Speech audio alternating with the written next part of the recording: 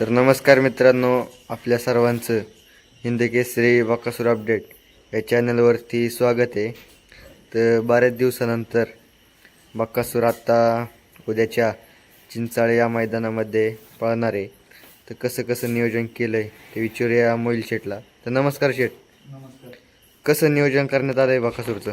नियोजन हे मामांनी केलेलं आहे, तुला माहिती नाही कोणा सांगतो. आणि एक ताईंची इच्छा आहे की बक्कासूर त्यांच्या मथुरा फार्मवर यावी म्हणून. नाही काय झालं, बाकासूर पळणार नव्हता, डायरेक्ट 24 तारखेला पळणार होता. कारण का आपला सर्वांचा आवडीचा सण होता 21 तारखेला, त्यामुळं पण ताईंच्या वाईट बघितली नाही का, त्यांची इच्छा आहे की बाकासूर उद्या मैदानात आलं पाहिजे आणि त्यांच्या घरी आला पाहिजे.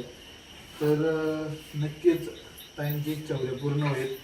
मैदानाच्या आधी किंवा मैदान झाल्यानंतर ताईंच्या घरी पण बकासूर जाईन आणि उद्या मैदानात सुद्धा बकासूर पळताना दिसेल.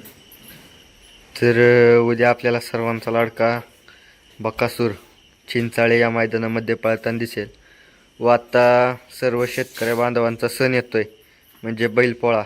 त्याची तयारी कशी चालू आहे? जोरात चालू आहे, तयारी चांगली चालू आहे. सर्व फॅन्सला काय सांगसाल 21 तारखेबद्दल? नाही, सर्वांनी आवर्जून आपल्या बकासूरच्या लाडक्या मिरवणुकीसाठी उपस्थित राहावे एवढीच विनंती. तर धन्यवाद.